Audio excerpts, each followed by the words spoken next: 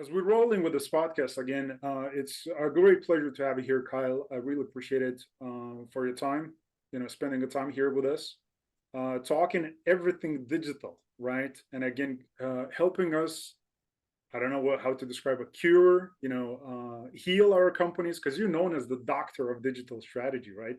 So Sure. I appreciate your time. Thanks for being on the show.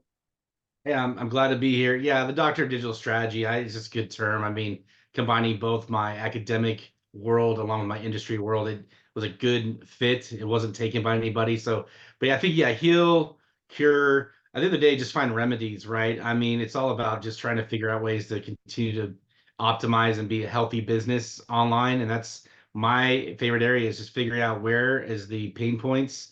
How can we make better strategies to really improve where we're going and what we're doing from a digital perspective. So that's my core area of not as expertise but passion for this industry of digital marketing, e-commerce, digital strategy, and all that. So great to be here. I'm really happy to be here today. I love it. I love it. And I came out strong. I was like, cure, like we're dying. We need remedy, right? So that's a Yeah. proper. Yeah. So talking about that, maybe we can start with the principle, just basics of it, right? So what would you see today? I'm a company, there are companies, there's individuals, and sometimes again, what we're missing out is principles, Mhm. foundation. What would you see are the critical principles, foundation for digital landscape as we see today for marketing? Yeah, I think one of the things that still needs to be developed in some organizations is the acumen of how to make it part of your strategies. So I think you go back to the fundamentals of strategic planning, strategic management. How do you really understand how to integrate digital technology, digital practices into your everyday, every week, every month practices, but also for part of your strategic plans. I think sometimes we think of digital as, part or a nice to have, but we're not really going to invest as much time into it. We need to figure out if it's really something we're going to stand behind or not. So it goes down to organizational culture and structure. How does it really fit in? And if it's a channel of, either whether it's social media, your website, you're running an e-commerce business, and if you have a website, most companies, if not all do, that's a presence digital. Whatever you're doing, are you going to spend the time to really invest into the resources, the brain power, the thought leadership to make this part of your strategy, not just an augment or a one-off. It's got to be a part of your everyday acclimation to your strategic planning. So that's where it starts. Because before you get into all the technologies that are out there, all the wonderful AI, machine learning, automation, all these we call up to date, advanced stuff that we could talk all day about. Sure, you got to make it part of your DNA as an organization, and that's a gap some organizations still need to fill first. And getting people with the expertise understand it, whether it's consulting, whether it's just you hire people in, but you got to get people to understand it from a business perspective. Even IT, you need the back end people to help ideate what technologies you need, how to program it, how to build it in, but you need the framework of thought leadership, Mm, strategic leaders to understand why it's important, and then build in that infrastructure of how to acclimate it as part of your practice. So that is like the part where I think a lot of companies need to start or get more mature at before they start going to, hey, here's all the bells and whistles of technology that we need to get first, which is great, but you got to start with the foundation. If that's not built, it's like building a house, right? If your foundation's not set, there's no point in adding in all these new wonderful digital technologies if you can't house your yeah, foundation. yeah. And again, one of the foundations is like being a thought leader. So like how do you see that, how do you define that in the first place, being a thought leader? And Mhm. you know how is that evolving right now when you're talking about these AI tools as well? Because I've seen people, and I had some of the people in the show as well, up to this date, and they're thinking and talking about creating avatars of themselves, like AI avatars. So how do you see Yeah. thought leadership being shaped today? I think today it's around understanding first when it comes down to strategy, what is your objective, of course, like you would. And in that objective, where does the digital sphere fit? In that, is it about your customers and what are your customers doing in digital? Where are they at? How do you figure out how to be where they're at, right? Whether that's through the digital marketing landscape of things, getting better at that, knowing that if you don't look at yourself from a competitive perspective, if you're not really strong in a certain area, you got to build thought leadership in that channel. Yeah. Thought leadership in the tools that you have in technology. What is it's gonna like value going to be, right? Are you going to, implement something that really is going to stick with your consumers, with your clients? If it's B2B, what are those tactics from a technology perspective that are really going to work? AI is awesome. You're going to do a lot of, fast, really connected things. And one of the big things I love is personalization, right? It's fed off AI, but you still have to have the human innovator behind it to understand what you're giving the tool to do. So when we get these tools of AI, we have to learn, from the fundamentals of data analytics. Are we building in an infrastructure of understanding how this data really is being absorbed, how to read the data, synthesize it, and Yeah. make actionable decisions with the AI? Well, sometimes we turn on the AI and we set it and forget it, right? I mean, the technologies, they say, are turnkey. They are to a point. There's a minimal level of growth you're going to get, but until we learn from what's working in these experiences or the marketing campaigns, and we augment those rules in the AI, tweak them with new data points around what we're learning around our online customers, users, then we're not going to be at the next level of optimization, right? It's an ongoing, we got to feed the AI more intelligence and more tests to really get it to even step up over time. Maybe set it and forget it, learn what it does, but don't set it and forget it for a period of time where you're not going to go in and review and assess performance. That gets lost, I think, with this AI stuff that we're talking about here these days, is we just want to let it do its thing, automate, but we're not assessing performance review. And we've got to do that to understand how we make the AI even better. Yeah. And again, I think, including myself, people get lost like with so much happening. And people are just saying, AI tools, Gen AI, like they're just talking about that, right? Which is okay. But what tools are we speaking about, Kyle? I mean, what, softwares, tools are there for us to measure that data, right? Yeah. So we can create, strategies for, e-commerce or digital.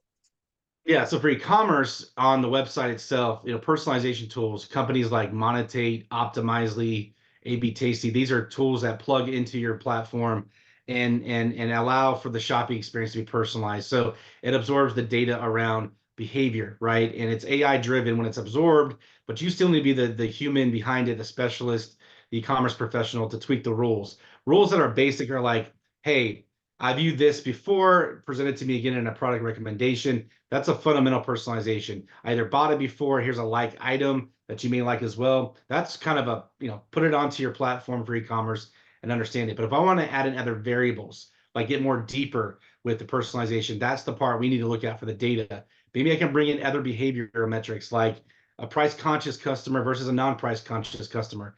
How do I know that? Well, the more time I show a higher price to a set of customers, the more they're going to be likely not to respond if they're not buying from me versus those who I provide a better price. Maybe those who need more information with content to learn about a product, right? You can add in more variables of personalization to expose more videos or more written content to one set of customers who need more influence versus those who don't. That's where the next kind of layers come in to iterate your testing. But it's those tools in particular, those are examples and really good ones. From an outbound marketing perspective, like email marketing, social, mobile marketing, there's all kinds of marketing automation tools out there. I mean, from Salesforce, Adobe, most marketing technology companies have one. That's the same kind of theory of personalization. But the difference is, though, between websites and outbound marketing. I look at, the website as inbound, anything outside of that to bring traffic to the site. We treat them a little bit different sometimes in our strategies. We look at the click-through rates, the engagement rates, whatever on the emails or our marketing, or excuse me, mobile texts or push notifications. But we got to look at it as the connection to the journey and make sure it's still a strong inbound experience that matches, whether that's the content, whether that's the message, or just where we're taking them to, because we can really optimize the outbound by a lot what we're learning inbound. I mean, the website has a whole bunch of data that we're using just to make sure they shop in the website or do whatever they're doing in the website. Well, actually, you're absorbing a lot of potential behavioral data you can take back out to your outbound marketing, right? You can mastermind your outbound messages, campaigns, content, whatever you're trying to draw people in with learning what they're already doing on the website, because they're doing more on a website usually. They're clicking more, viewing more, writing more content on maybe a review. So we need to bring those two channels together for that unified experience. Kind of fundamental, I know, for the most part, but what's lost, I think, is when we think strategically how to bring it together.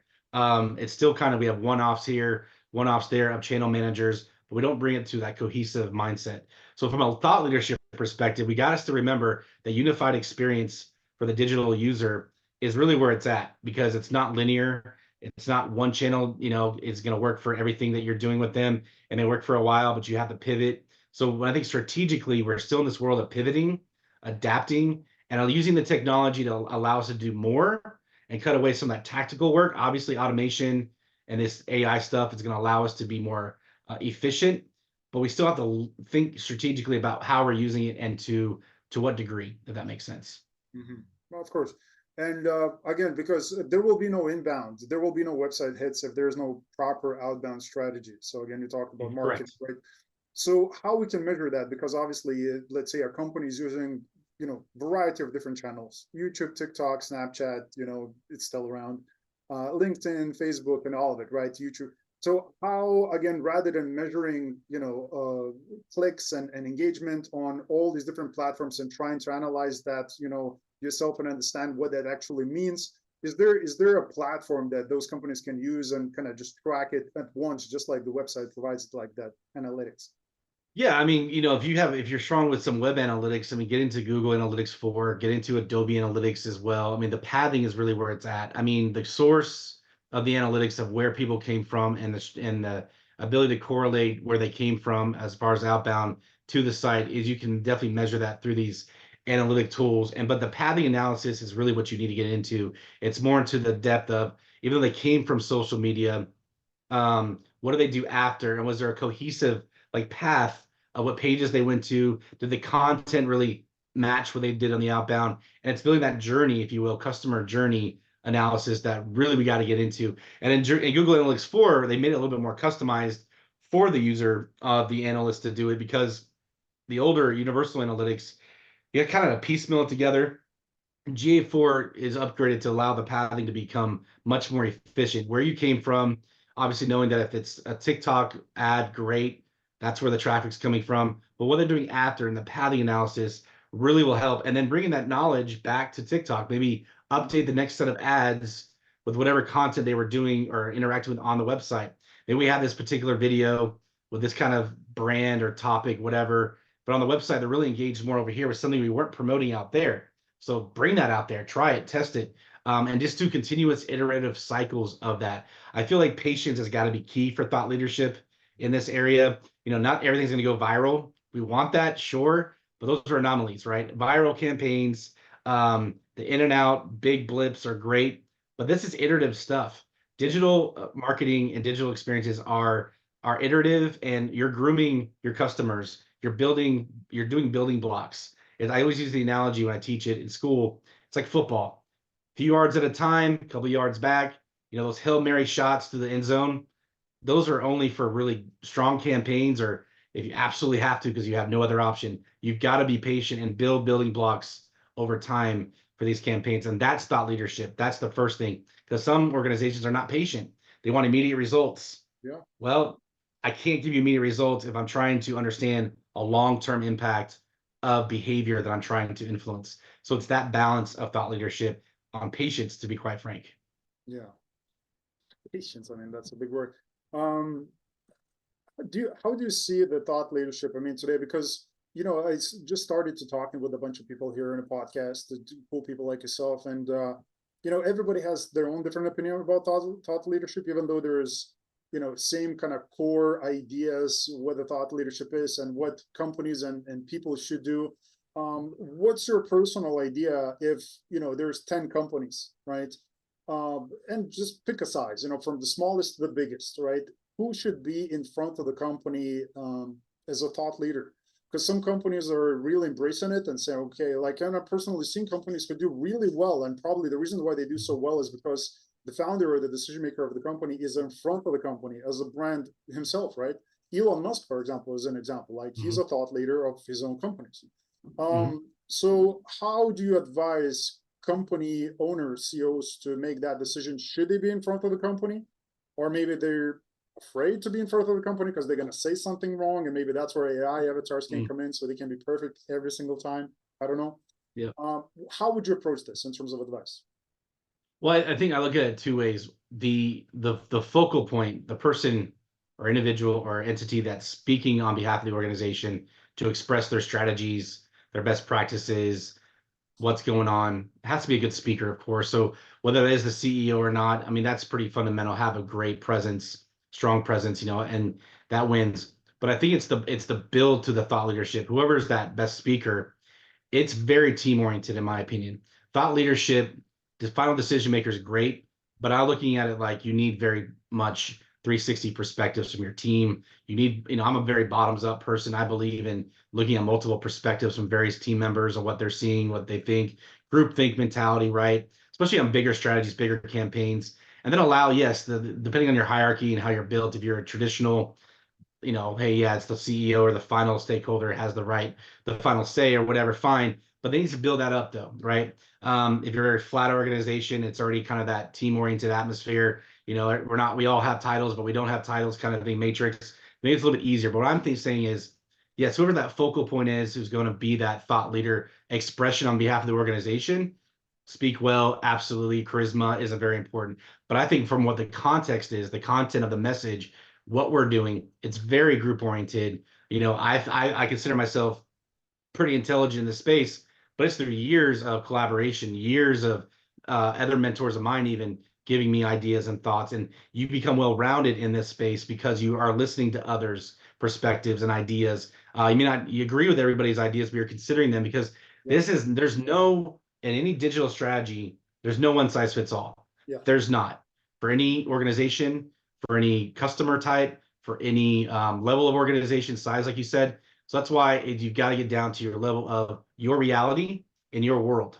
Like the thing is about reality is that you can try things, build hypothesis, but you gotta try it and listen to others to see what they may think is the right way to go. Now be data driven though too. Use your data, use your analytics, but even the analytics may not tell the whole story. So let's talk, let's share, do some think tanks. So bottoms up, all that, but then the focal point, of course, the right person who can convey it, express it, and speak to it. That's important. Mhm. And what are your thoughts, as I mentioned, about these AI avatars? Because I had some individuals that I was talking with, and they're dead serious. When I asked them a question, I said, should companies focus on, themselves in investing? Because again, as I said, that was years for you and for anybody who's Sure. listening. For me, for me to improve, to learn, to become an authority, to become a thought leader, it takes years. Which again, Mhm. one thing, the big word that you mentioned, patience, right? Companies Mhm. that are like, look, I have no time for that, right? It's good for people to start accepting because there's people, competition probably ahead of me. They're just putting more time and more effort, over years. Maybe they're born 10 years before I was born, right? So it's Mhm. very hard for them to compete with that. So do you think that's where AI avatars can come in? And how do you see people accepting those avatars as the thought leaders of the company? It depends on your brand. Part of it, I look from a marketing perspective. If you're marketing your company, your organization, how will that stand out amongst your competition? So I don't want to give a yes or no answer other than, I get that. will it stand out? Will it make a difference? Like anything else you do when you convey, when you have like, it's a PR thing in a way to me too, actually. So from that perspective, is it going to be accepted by my community, my industry, my peers?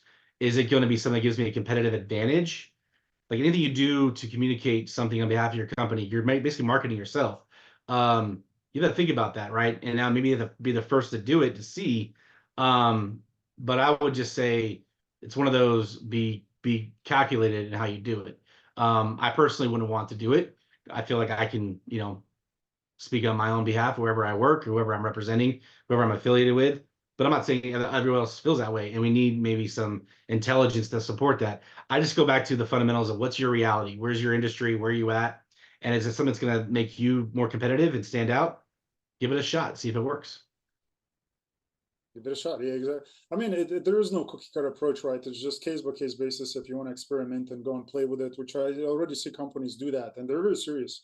This particular Hmm. individual, which I'm all for that idea. It's again depending if how your audience, how your customers, how your people gonna look at it. If you have enough Yep. data to look at it, if you've been running polls or asking people in a particular way how they approach this, and if they're for it or against it, you know, if they're okay with it, sure, I you mean, the number one thing for when you listen to anybody who's known or considered a thought leader or expert, right? Like right now, people are listening with me and you, and I'm here to convey that I feel like I have got some good experience and expertise. I'm very humble though, but it's the trust. It comes down to trust. Do Indeed. you trust that they know what they're talking about through what they're saying, how they're saying it? And Yep. obviously, through whatever credentials are great, background, experience, that all should help. But it really is about how it's being conveyed and how they're speaking to it. That's the biggest part, though, because a lot of people can have an idea, right? We know that an idea is an idea, but Yeah. unless you can back that up with some sound justification, insight, maybe experience and examples, that's what builds to me credibility as a thought leader. So whether you want to use an avatar, spokesperson, the trust is where it's at. Without that trust, there is no leadership, right? It's just a thought. So there's a lot of trust that has to be built in here. And that's what we're doing in this world of digital strategy marketing anyways. What are we doing? We're trying to build trust through our marketing. We want customers to trust us online, right? They're all the different competitors out there. Like, why should I use you versus somebody else? That's the fundamentals of marketing, right? It's just the same thing goes for thought leadership. Do I trust that entity who's conveying whatever message I'm listening to? Yeah. Because I'm just trying to think ahead, as again, as we have time, which is going, and again, the industry, which is rapidly changing because of these innovations taking place today. I mean, the growth that you've probably seen throughout your career, because you've been here for what, two, three, like 2 decades at least, and you've At seen, least, yeah, going on 2 decades. Yeah. So it's been enormous. so E-commerce, especially. I started, late, uh, how do you say this? 2010s, early 2010s, late 2000, late early 2000s. I don't know how to say it anymore. The tens, right? And so, yeah, back in the mid 2000s when I got really started in it, and then I saw it really accelerate in the 2010s, 2011s of the world.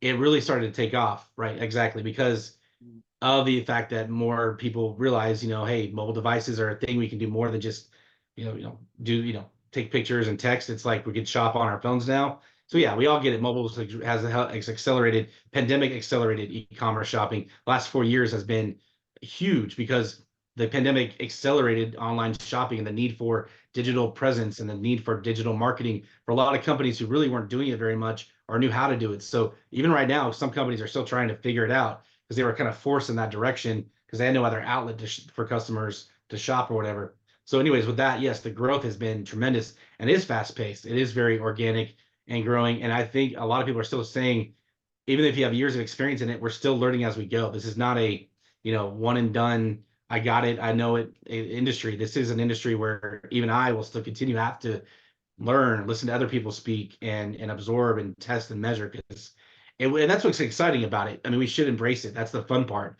But I understand there's organizations who need results though. So you have the balance again, immediate results versus long-term satisfaction. So it's a little bit of both in that vein of thought leadership too. hmm and another word, big word that you mentioned is humble. So being humble, Hmm. right? So understanding again, probably you don't know everything, and I'm speaking about everybody, including you and me, right? And again, Right. all the people, right? So there's always that we can learn on, improve on by just talking with people, reading courses online. I mean, whatever source you want to go to. Yep. But as my thought was that looking at these now AI chatbots and things like that taking place today because of this rapid technology innovation. I'm just thinking, if we really look in the future, right? Because we're still going to be here, we're going to be learning and improving and growing. So if Mhm. that means, cutting the corner, but really looking further in the future and saying, do we really need to become thought leaders?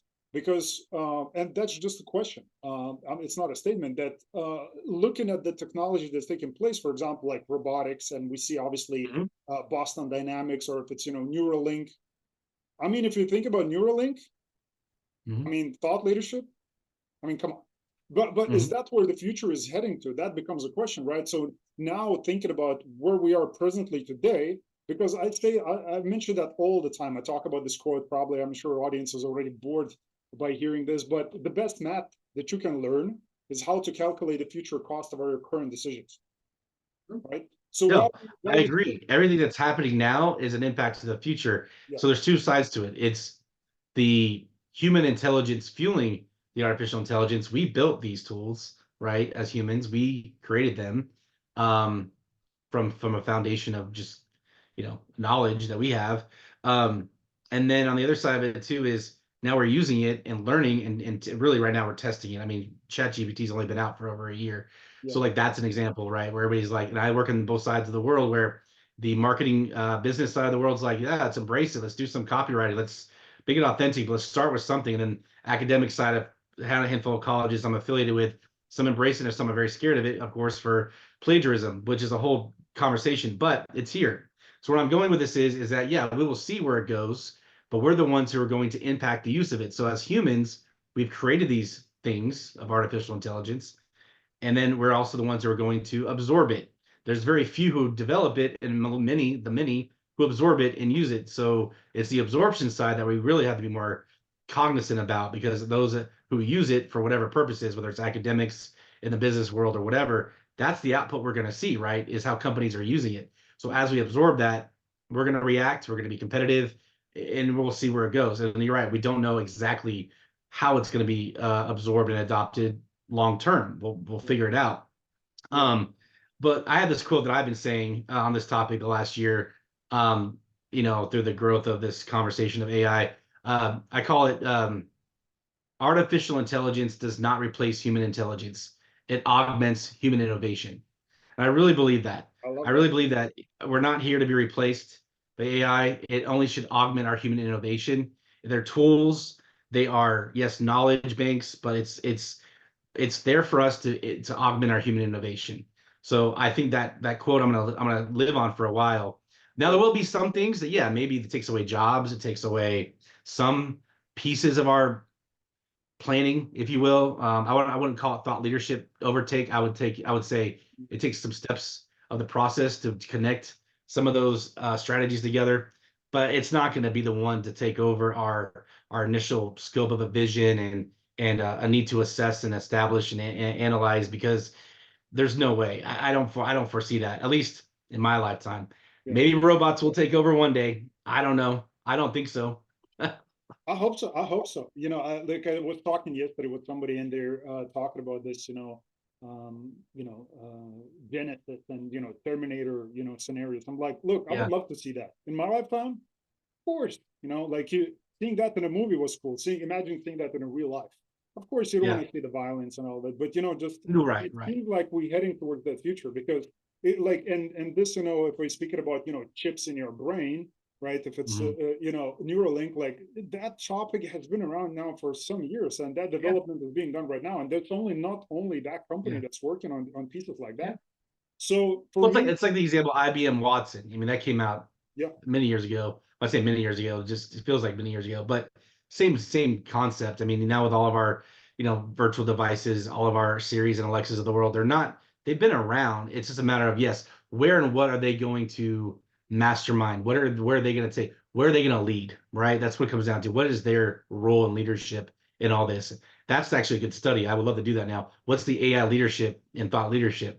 I'm yeah, sure others out there are already researching it, but like yeah, that's yeah, the yeah, part we're really talking about yeah, is where they either supplementing or taking taking over. over. I don't know if we're Yeah, just taking over, but yeah, yeah, that's actually good.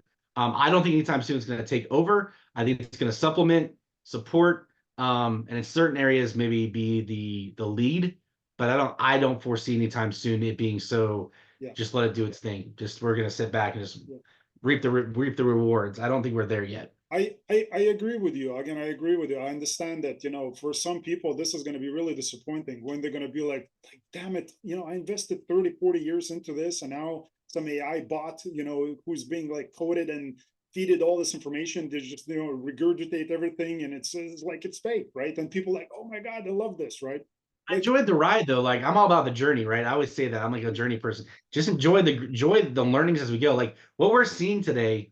I talk to my parents all the time. They're baby boomers, and it's like they can't even get over the fact that you can get on your phone and text and do the internet, right? So there's still a generational thing here, yeah, right? I mean, I grew up in the generation of the internet, using it, all this stuff. Like, well, for the most part, in my teen years, so it's like I'm amazed by what it's doing. So it depends on your perspective. Embrace it, love it, enjoy it. Yes, be frustrated if it's not giving the results that you want, but okay, it wasn't here in the first place. What would you have done? Right? Like that's the other thing about, strategies nowadays in digital. If ChatGPT wasn't here, then what? Are you gonna blame AI now? No, your thought leadership to AI is what it's all about. So ChatGPT wasn't here. Would you just not still write your content, your copy? Like that's what I'm trying to get to is like it's not there now to blame. It's there to embrace and then learn from it because it's not perfect. It's not. It's good. It's really good, these AI tools, but they're not perfect. That's why you see developers still saying, we've got a roadmap. We need to have a roadmap. We got to learn and tweak as we go. Is it really good? Again, yes. But you can't blame these tools. We have to embrace them and then use it as a tool, not our final, my opinion, decision point. Yeah, of course. And I would love to see, again, I'm not a reader of research papers or any kind, but I would love to see if somebody has that paper for thought leadership and AI, and if it's Yeah. taking over or just substituting that. But it will be very interesting because as I mentioned, and I would be that position that I'm just I would be like afraid a little bit that like this thing is taking over, because it just takes one big company to Sure. go forward with that, and people are going to be like, oh Yeah. look, Google is doing that, somebody's doing that, right? and Yeah. and and everybody will follow, because that's what happens in Yep. the marketplaces. People just follow. So interesting. So, but that's further along the lines, and Mhm. obviously that's for every single individual to make that decision. If they want to become a Yep. thought leader, and this is going to be me, I'm going to be authentic. It's not going to be a robot. You're going to be always Right. seeing me and getting that feedback from me, because I'm a human. I have different perspectives. I can combine information in a different ways, and I have gut feeling and all these intuition and human. Bring all that in, bring it all that in, but also don't, but also the AI is fine to use to round that out. That's okay. It's not, to me, it's not me or AI. It's Yeah, me, right, as a thought leader, person who understands all this stuff. AI can help me get better at that. So that's how I look at it. It's a supplement, not a one for one. That's my opinion, at least. And now, will we go in that direction? Well, you're right. It could just take a big company to kind of push that in the direction. But for what though? For what aspect of what we're doing? If it's marketing, there's that. There, but what other business practice or process or everyday life? There's that balance. I still think, right, that we have to understand. So we'll see. yeah, It's yeah. open ended. To be And it honest.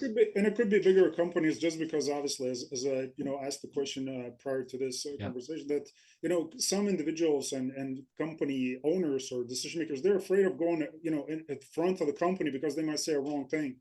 And I do understand, Hmm. because there's too much at the stake. There's too much on the line. There's stock. There's equity. They can lose a position, and they're looking to substitute that in some cases, right? Right. But they understand thought leadership is important, because that's where the marketplace, that's where the marketing is right now. Like, everybody speaks about this, especially on LinkedIn, and you spend tremendous time on LinkedIn too, guys. I see your posts. They're awesome. You should go and Thanks. follow Kyle there. So they're Appreciate it. speaking about thought leadership a lot, right? So I'm just Yep. trying to navigate and just kind of look around the corner and just get Well, a it's a skill feeling. set. I mean, it's experience is a skill set. You have to be knowledgeable. You have to be willing to learn what you need to learn to Yeah, speak intelligently on what you're talking about. If not, you get consulting.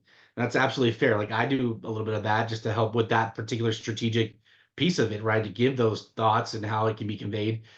So there is that. I mean, that's why it's okay, I think, for a small organization to have their value of their product or service, their whatever they're offering, whatever they're doing, but it's a matter of not everybody can study this all day every day either. You have to manage your business, you have to manage your day to day. So yeah, that's why there are other outlets out there. Like for me, I can do basic finance and corporations, but I didn't go to get a finance degree, so I'm gonna get someone else who's the finance person to do the finance speaking and talk to the financial statement. Like, you know what I mean? So there's no different in that. It's just a matter of skill sets and comfortability and what you do, right? So that's pretty straightforward, I think. But I do know in today's environment, though, there's a lot of scrutinization on these technologies that these companies need to invest in or want to invest in. I shouldn't say maybe they need to, right? It's either need or want at some point.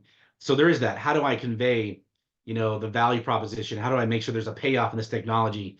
Do I yeah, make is the investment worth it? And that is a very project management slash just good old fashioned understanding what you're doing and getting really good support with these technology providers. These technology providers need to sell it as if it's a long-term strategy. And in my opinion, because I've sat through many demos through with many technology providers over the years, they've got to make sure they understand that it's about their long-term needs, not just the here and now competitiveness. They need to sit down with the organization and build a 3-year roadmap yeah, together. And that's going to be the best part. So if you're out there, you're like, hey, I'm looking at technology providers, whoever it is, big one, small one, have them work with you on a 3-year strategy. how does their technology help you today, and ask questions how they're looking to improve their technology with updates and product updates for the future. So from a just good management of resources perspective, don't settle for the next year with these technologies. You may not have to renew after a year contract, but make sure you understand what it's good for you for the next 3 years. Because one, the payback on these technologies take about a year at least on these investments. Two, you feel confident in these technology providers for a reason. They're your partners, and we all know there's unfortunate sales out there that take place just to get your contract and they move on to somebody else. Do you need good customer support, client support? So don't get me started on that because I've been there and I've seen the good, the bad, the ugly on that side. But that's good thought. That's good thought leadership, right? Who you partner with, which technology provider doesn't just have what it can do for you in your business, but also how do you partner? Like that element is like without good partnership with your technology provider or software provider, there is no strategy. Yeah. The big ideas and what the demo was and how they can make a big great experience in your marketing or your website, whatever, that goes out the window if there's no support along the way, because there will be a time guaranteed that the tool is not going to work and you need help to get it fixed. Just saying. And Just saying. is that support going to be just like a general support, or that's going to be like a custom support just for They use? have like most of these companies have like a customer success manager. They have outlets. They have like they always have a portal for you to to get into and get technical support. You pay for that, yes. And some are just like it depends on the contract. You get so many Yeah, yeah, yeah, yeah. outreaches or help every now and then. To me, it should be part of any contract no matter what. Oh yeah. It Yeah, should be so deep that's conversations, I guess, because even though the technology is the same, maybe it works slightly different for different companies. right. Right. And then your use cases change. Like your Yeah, business is unique to your business. Your customers are unique to your business, right? And depends on your portfolio and your depth and your reach. And as you learn the tool better, you're going to want to go back to these software providers or technology providers to ask them questions about how to make it optimal. You're going to start from what's out of the box, the fundamental experience that you can set up. And then, like I said earlier, you have to be strategic to plan and iterate. Well, sometimes you need to go back and ask them for support and how to do that through good training or just coming back in and demoing with you. Most will say they do that, but when rubber hits the road, just I always put an eye of caution on what you pay, what you well, sign up for, and I'll leave that's it at part that. I'm not going to that's name any part of the companies, sales but pitch. Yeah. I've been through this too many times to know the good, the bad, the ugly, and you just have to be very clear on what you're looking for, And basically. how do you find that out if that's just part of the sale, their sales pitch, or they really mean it? You know it when the reality sets in 3 months later and you've already started using the tool. Mm. That's what it comes down to, is when you actually are in the reality of using it So and you see there their. might be time and money lost still, Yep. Unfortunately, yep. unfortunately. Because I mean, you can read it. reviews. Probably you can read reviews and maybe Oh, next do that year's. for sure. Yeah, read reviews and use your referral network. Talk to your peers in your industry. Go to these conferences, and yes, when you go to a conference, as an example, talk to the technology providers who are there with a tabletop. But then go to your breakout groups. Talk to others in the industry. Who do you use? Who do you like? Go to the technology critic sites. Read the reviews. Yeah, do that like you would anything else where you're assessing. But sometimes you just have to. It just happens. I mean, it all good intentions. And if you, by the way, larger the organization, the more they're dealing with, the more clients they've got. So you have to understand that too. It's again, it's never perfect, but I definitely know that you at least have to Mhm, build a long-term vision together up front. As long as you have that sense of trust in that process, mhm. hopefully the reality sets in as you're doing these things with these technology providers, that it sets in. Um, Best of luck on that. That's all I gotta say, because you never know. And again, as you recommend, so you said 1 year, so three, so long term contracts. Because I have a gentleman that I've spoke here on a podcast, and he says we don't subscribe to anything over a month, right? So everything is month to month basis. Because he said, Well, there's that. So that is good. I think do short-term contracts to get a feel for it so you're not locked in. yeah, That's fine. What I'm saying is though, even if you're only signing up for a month to month or a 1 year contract, short term to get a feel for it, that's great because then you can decide if you want it or not later. What I'm saying is though, even if you're locking in a contract, still build a 3 year, 2, 3 year vision, like like a hypothetical vision, like where's your technology going? How do I fit in within that, or the other way around? How will your technology not to solve my problems for this year, but the future? Because remember, these strategies take time to develop. So you know, that's where I'm going with this. So absolutely, I think yes, sign up for short-term agreements so that you have an out and you'll have to worry about like, oh, I didn't want it in the first place for 3 years. But build a vision though together. So at the time you're up for renewal, you have that kind of North Star that you're working towards, if you want to use some straightforward cliche term, that guiding post. That makes the conversation easier even at renewal. You know, that you have a plan together, not just here and now. That's my opinion. So, so talking about these contracts and again tools, and maybe we can get a little bit more specific. But generally, how do you see AI enhancing um, digital marketing campaigns today? And what tools? Because again, people are talking about chat bots. That's a big topic. Again, voice search is another thing. So, like, can you get a little bit more specific if you can, and just give some advice where people should go to in terms of just Xing their business if it's 5x, 10x. Like what do you see maybe across the board? What companies are going to today to increase revenue? Yeah, I think, I think about inbound. I think, if you're an inbound website, if you're just a content website, you may not need as much personalization. The point of personalization for e-commerce, especially, is to drive conversion and sales. If you think about that for the website itself, personalization tools are great. Monitate's one of the top ones. They're owned by Kibo. You've got Optimizely. Google has one called Group Buy, the company that works with them. So those are some good ones. But just look up, Google, like literally search top e-commerce personalization tools, and like I said, read those reviews. That's important because personalization is a fundamental now. It's been around for a while, but if you're not doing it, do it. And if you're doing it, do it better. Because that's just where it's at. We got to give customers an experience that personalizes to them, etc. Outbound marketing, from an outbound marketing perspective, the ones that are not just singular, like, hey, I do really good with, I mean, you can, if all you're wanting to do is email, then yeah, go to MailChimp, go to, a couple of these other providers that just do email and mastermind that, and that's it. But if you're looking for, omni-channel marketing, unified commerce, if you really want that full-blown experience where you can pivot from one channel to the next and build journeys, then you need the worlds of Salesforce. You need the worlds of Adobe marketing. You need some of those bigger brands that have multiple outlet or multiple technology capabilities to build those journeys. And to me, if you're e-commerce, you need those journey builders because that's how you're going to connect with consumers on so many different levels, whether social, email, whatever. These companies, there's another company I know that's called Acoustic, who was IBM at one point. They do this as well, and they're just they're good at building journey building. Journey building is what you need to be doing. It's not email marketing is all we're going to do and just see how that does. If you really want a roundabout, as long as your audience is there on these channels, you got to be building these journeys, and the AI is going to help with that. The AI is going to fuel that, right, and trigger these events. As in, if I didn't react to the social media post, I'm going to then follow up with an email, and that's all automated. That's all AI driven. But again, we're telling the AI to do it though. We're doing that based off our intelligence about customers, what they're doing, what they like and they don't like. We build the segments, we fuel these lists, right, with segments, and then the AI kind of just does the automation thing. So those are examples where today marketing automation, journey building is critical to the success of AI and also what companies should be doing. Hmm. Interesting. And how do you see again how businesses can ensure that these personalization efforts remain aligned with customer expectations, and maybe they doesn't come across as intrusive. Yeah, so obviously data privacy, there's a whole thing there. Consent, right? We have to let customers opt into these channels. The fundamentals of you can't market to them unless they opt into email.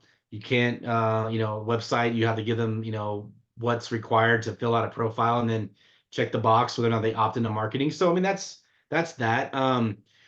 It's not intrusive either if the common knowledge is that based on that, if you're viewing something, it's being tracked. I mean, today's environment, most customers should understand that personalization exists. They don't know how it works maybe, but they understand that ads are given to them because of what they looked at before. Most seem to understand that. So it's just relative to that. I think it's really just understanding that things are tracked. Now in the world of cookieless, coming up with Google, and depending on how that works out, it's a little bit different story, how these technologies are going to adapt to that. But we still have first party data, right? If you're on my website and you're logged in, you're in. You're like, that's different too. There's logged in and non-logged in users. If you're a guest, I don't know as much about you, but if you're logged in, I have your profile. I can track more about you because of who you are. I know your ID because you're in my website. So it's all those fundamentals of consent and opt-ins, opt-outs, making sure those are very clear with customers to the best of your ability.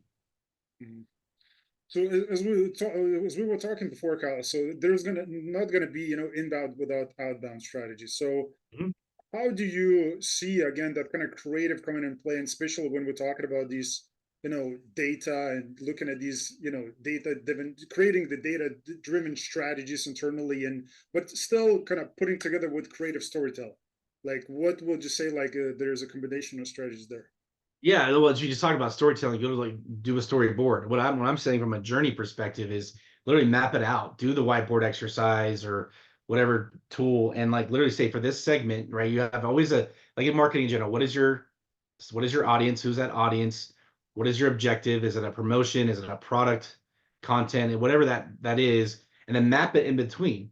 Because in between, you can start say, all right, well, we want to make sure we focus that already majority of our users with data are on this social media site. Let's call it TikTok if you want. And we know the majority are going to start there because that's where they first go to us, anyways. But that doesn't work. Then we follow up with an email because that's the second best channel we know we've got based off our analytics. And you build the rules and journey building based off that. You use the analytics of, the percent of times customers come to our site come from this source. So use a lot of that data, historical data, then propose, if you will, to these tools. Propose is the right word. You build these journeys based off that, based off what's happened before on trends. It's all about trends, right? What trends have worked in the past? Well, if they're already on these channels already, bring that content and personalize it to them there already, and that's how it's going to work for the most part. But don't forget, like I said earlier, using the inbound data for that. Whatever behavioral data we have on the website that says this is the content they like, the message they like, what they're responding to, and conversion. Bring that to the outbound, right? Whether it's a price story, promotion story, product content, video, piece of graphic, whatever it is, bring that to the outbound based on the inbound's learnings. Hmm. So, what strategies would you say to, you use or see companies using to, deploy to increase customer loyalty? What's Yeah. popular today in terms of those programs? Um, well, gamification is still really working for the most part. I mean, our apps have got to be strong. I mean, without that, there's loyalty Right. programs really just, mobile app marketing. It's being consistent though with it. I think what's happening in loyalty programs is there's a lot of switching ideas out there. We'll see one set of promotions for a while. We'll see good deals or discounted items for a while. But what customers really want is a long term, just I'm getting good rewards and points for what I'm buying, right? Hmm. Incentives are good too. I think we need to give exclusive deals, exclusive um, promotions. I don't see that as much as I thought I was at one point. I don't know what it is, but I see that like, yes, if, however many purchases you make, you get a free whatever, or you get a discount. Give exclusive offers. Give a very short window of 2 days only for app or loyalty member, exclusives to get them to the website or the store or whatever and buy. Those are really pivotal. And those are personalized too. Personalization can work just for these reasons. And in fact, a bridge of strategy should be personalization leads to loyalty. The better I am at personalizing my strategies and getting more people to convert because I'm speaking to them on a very one-on-one basis, the more of that I do, the more I'm building more loyal customers. So actually, if you want to build loyalty, focus on these fundamentals and tactics of strategy around personalization we're talking about. Because you do that really well and do it consistently and on a regular basis, that's going to build loyalty right there. How do you feel about, because, if it's a newer company, they're trying to compete in the marketplace or get access to the marketplace, how do you believe that companies, when they come about and they say, okay, free giveaway, I'm going to give free, free. So how do you see people right now? Because before that was very popular. I used to see, and Yeah. that was a very trendy, popular thing to do. How the customers are looking at this free giveaway thing right now as a strategy? They still have to know what you're giving away. I mean, they still have to have some sense of, what is it? I mean, like that shouldn't be maybe the always first hook of your marketing. Maybe, acclimate them a little bit with what your brand's about, what you stand for, what the product really is. And then the giveaway is great. That can be the first thing you talk about, maybe, unless it's something really compelling up front. Someone understands what the product is, your brand a little bit. So you're still bridging brand awareness along with that giveaway, right? If it's the very first time someone sees it. So you have to look at that. And sometimes we want to build trust. This is a legit thing. Like giveaways, is it legit or not? So we have to still build brand good standards of marketing and on top of that to make sure people trust what that is. And in today's environment, um, I would be very focused on social media for that.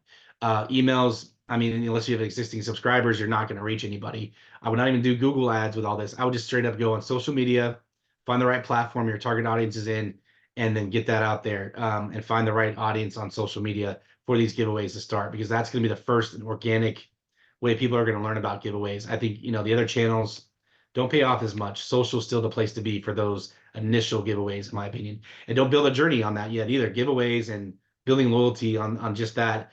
Those are campaigns. Those aren't full journey building exercises. Those are fundamental. Hey, I've got a great campaign, great giveaway. I'm going to post it, repost it, hit it hard for however long, a week or so, make it a time frame, and then do it. And then build a rapport from there.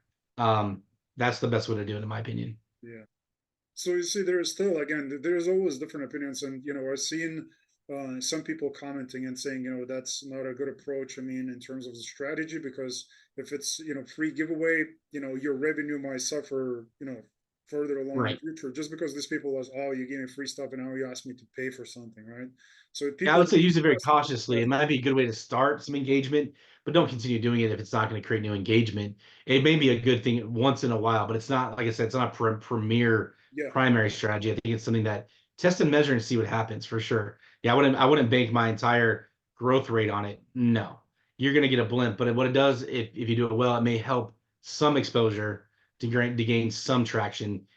So it's a medium level strategy, if you will, or lower. But it's not saying it's not worth doing, because it's one of many tactics, quite frankly. And sometimes you have to do many different tactics to keep that rapport and that excitement going with your customers. I mean, if you do the same thing over and over, rinse and repeat, we always know it becomes saturated, it becomes boring. So giveaway here versus a webinar here where you actually have someone speak and tell people like a how-to session. Then you go over here and do like some chat bot type stuff, and then like play around, see what sticks. I mean, it's not that simple, I know, but just see what sticks. Try it. If it doesn't work, then don't do it again, or do it in 6 months. But try it if you're new. See if it works. yeah, yeah, yeah.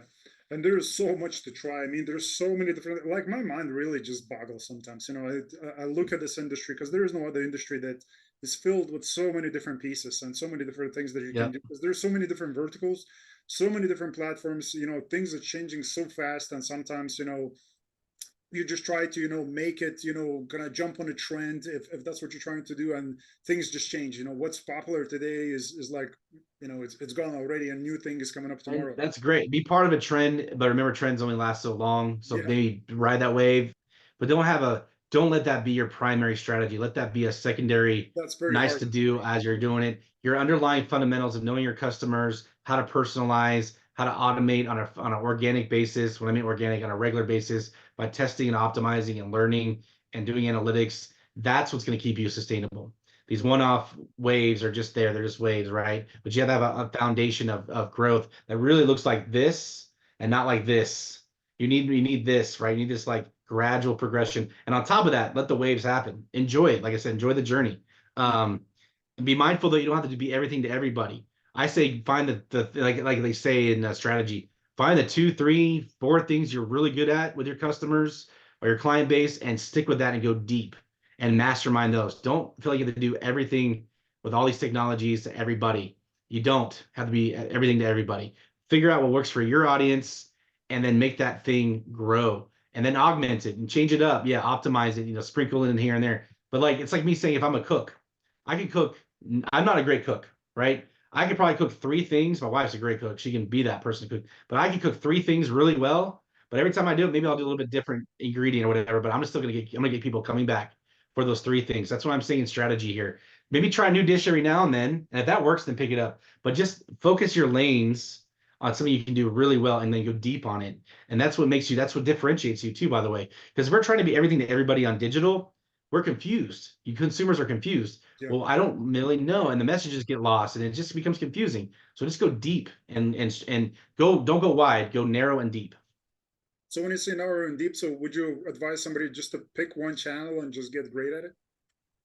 Start learning what you're at with a few channels, and then build those journeys around it as you augment. So yes, you can't do full-blown journey building if you don't know how successful your email marketing is. You can't do journey building yet. Journey building is that's that next level, right? You can't do journey building if you don't know what social channels are really paying off, what tactics really pay off, because your journeys are built off what you already know at the fundamentals of each channel. So dabble in them. When I say, dabble, but then really learn what sticks, right? And then if you're a larger business, then yeah, you need to have a presence on mobile, whether that's a mobile app or mobile web. You need to be mobile friendly, of course, no matter what.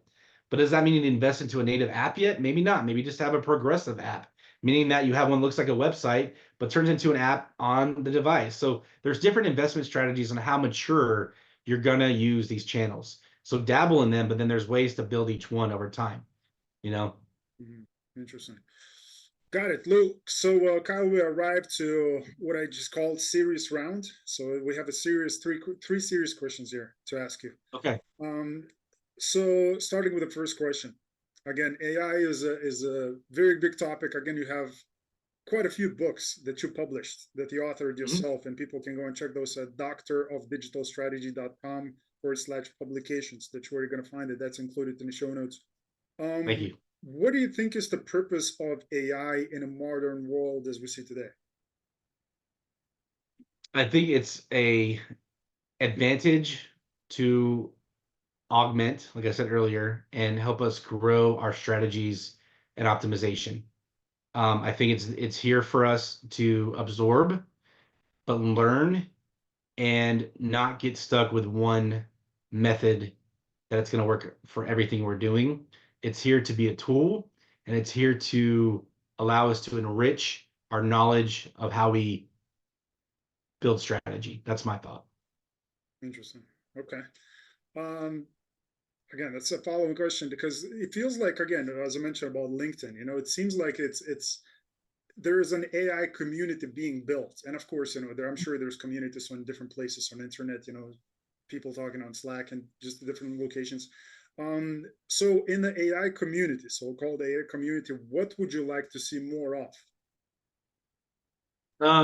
Best practices that people, or when I say best practices, use cases, examples. I think we can all leverage that from that perspective. I went to a couple of conferences in the fall, digital conferences, and it was great because you saw examples. I think that when we speak more in examples and use case world, through these groups and conferences and all these, knowledge sharing things, that's what's going to stand out to me versus the bigger pie in the sky thoughts of what AI is. What it is what we're doing with it. So get down to the reality of what's been working and what's not working. And as this thing evolves, which it's going to, and I'm embracing AI, don't get me wrong, but I'm back down to a sense of reality. What's really paying off or not? Even though there's some beautiful things that we're seeing it, like from a demo, I call it demo perspective or app example perspective, what has it done for organizations?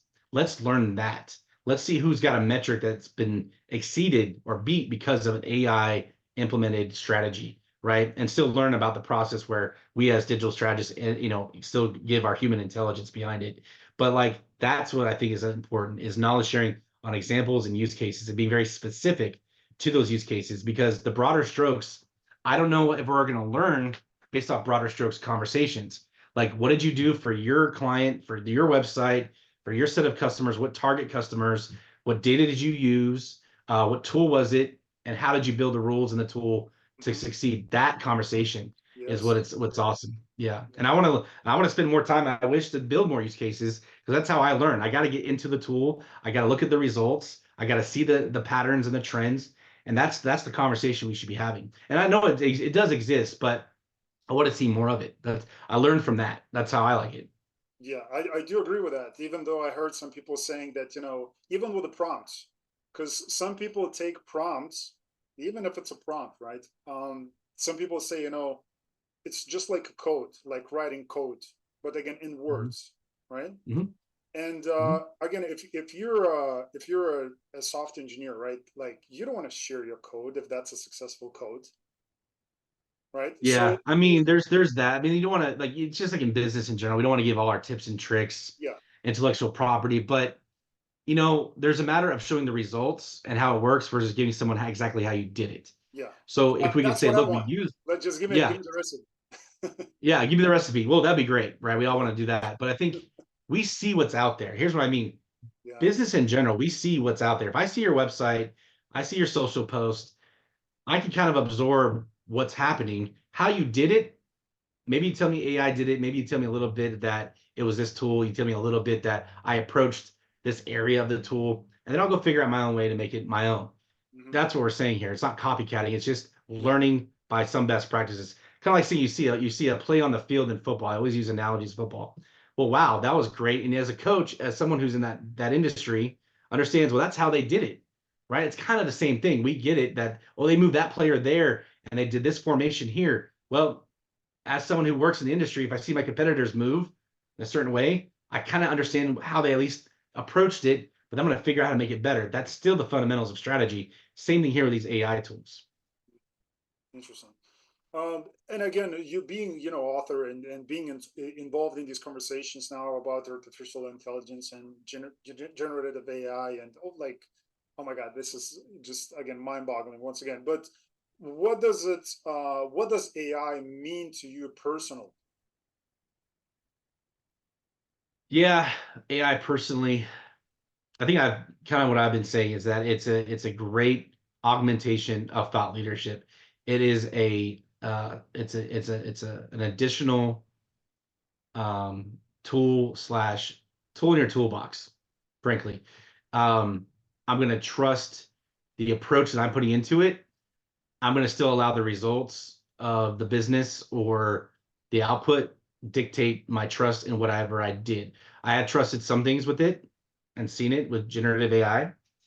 But I don't know if I've seen it from a business strategy perspective pay off all the way before. I've done the personalization for years. I've done marketing automation for years. And the strategies that I've worked, I'm like, this is great. These tools are awesome. And some strategies were didn't hit where I thought, well, that just means it wasn't exactly going to be the only thing that we use is the AI intelligence. So to me, it's all about proof in the pudding. And I've seen some of it, and I think the more we engage with it, the more we learn how to use it, the more we'll see that it pays off. And so that's where it's at for me. Mhm. Look, it's so fascinating. I mean, and I can feel it, even though we're doing this half-in-person conversation now. I mean, just the knowledge. I mean, we're talking about over 2 decades, right? So just for people to realize, it hasn't been overnight. And again, you've published so many, again, articles, books, been part of the, again, publishing some of the very important, and I think, books like Digital Marketing for Dummies. I mean, Metaverse for Dummies, just to mention a few, and again countless publications too. So fascinating again. uh, so with your work, where again the trajectory is going right now, first of all, what do you have in a pipeline that something that you can share with us right now in terms Yeah. of publications for your work? And just generally, Kyle, we as people, we have a timeline just like hmm everything on this earth has, right? hmm No, I'm outside of the earth. I don't know if you see it, but like Yep. I'm not on Earth right now. I got the background behind me. I'm in space for the Right, background. I'm just kidding. right. So, look, what with that timeline that's given to us, Mhm. what legacy would you like to leave? Well, I love that question. I'll start with the beginning. So I've got a book through Business Experts Press that's going to come out next year. Working on it now. It's digital consumer behavior, um, Mm, navigating the dynamics and building the demand. So it's a book that's specifically on consumer behavior, but from a digital perspective. So there's a lot of good consumer behavior books out there, but this is one that's focused just on digital and focused on that. And it's a professional trade book. I'm really excited about with them. That'll come out next year. I have just a brand new textbook, second edition of Strategic Digital Marketing that came out. mm, I also, with Stu Kent, have a brand new, just came out as well, e-commerce courseware for textbooks. So colleges out there who are interested in e-commerce, I work with Stu Kent. Just we're launching that for the right now it's out, but for the fall semester. So I got all that happening. Speaking at your conference in June, by the way, which I'm really excited about. So if everybody enjoyed this, I'll be back at the event in June. We're talking more AI and more personalization. I'll actually get some examples there and some deeper dives, and then some hopefully tools and steps that people can take. So the follow up on that, it's a good follow up, right? So there's that. drofdigitalstrategy.com for everything else coming up. The legacy I want to leave. I want to be left on this earth through the professor work that I do, the writing that I do, the industry work that I've done and will do, um, as someone who is realistic and authentic in everything he did with motivation and just engagement. Like I really want to leave with people thinking critically, getting those aha moments themselves, feeling empowered and passionate about this industry, and leaving a stamp on some good theories and get some good concepts like the things I've done. So I want to just let that be its thing. And I don't look for accolades all the time. I don't need this. I don't need to be the most popular digital person out there, but I do want to say that I feel like I have a lot of good ideas and thoughts, but I want others to embrace what I think and make it their own. So a legacy of just pure, just enjoy this industry and love it and learn from it and don't get overwhelmed by it. Just take it one stride at a time and let's be real and authentic along the way. Love it. And I really know that you mean it because I've seen your post on LinkedIn not long ago where some of your publications, some of your articles has been featured in some of the student work where they quoted you, right? So, and Yep. I saw the enthusiasm that, and you was like, that's what it's all about, right? People using your work and, creating those aha moments and, putting their own spin on it, right? And Yes. continuing with that information.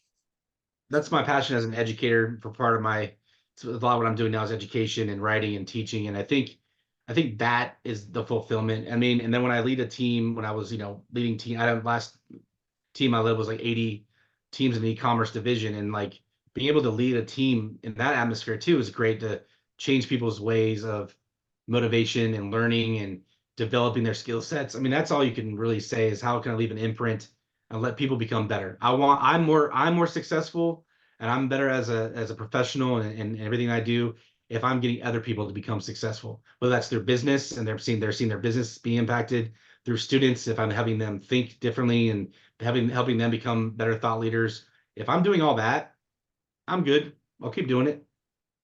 That's awesome. Look, very cool. Again, Kyle, again, is as I knew before we started recording that this is going to be an awesome conversation, and there's going to be so much information pouring from your side, which again, look, I need to rewatch this episode honestly myself because there's so much to take. No, really, because there's so much to take away, and so much of it is again, it could be in some cases it's just an information. It feels like a surface information or Mhm. deeper info, but because there's levels to it. It's we don't have Yeah. enough time here in the podcast to go deep enough in these really Mhm. complex subjects to really take them apart and provide how to do strategies, right? Yeah, and But I just think the goal of this, if I were to summarize this whole podcast, and I hope everybody walks away with is it's a framework of thoughts, leadership, and strategic thinking that you need to start with. And that's the whole goal of this conversation for the most part. And then as you dive into these tools, then you learn the mechanics, then you learn the technical piece. But you got to start with a frame of mind first of what it means for you to use it. Then immerse yourself into it. Don't let the other way around. Don't let that happen, or you will be overwhelmed, confused, and not have good strategic plans. You got to start with what is the goal? What am I trying to do here? Am I going to commit to doing this stuff too? If you don't commit, it's not going to pay off. indeed. Well, look, I greatly appreciate you coming today on the show, Kyle. Thank you for the remedies. Thank you for healing us here, or providing We'll us try. the right medicine. Because we definitely need that. In this ever change like evolving marketing industry that we are in today. Change. Things are changing so rapid, and information is the new commodity, right? So awesome. So we provided some serious gold today. So I greatly appreciate it. Look, Appreciate Kyle, that. with you, obviously, we're going to see each other as we talked about, a serious market event in June. Mhm. But with you guys, we're going to see each other on the next episode. So thank you for Great. coming over. Thank you very much.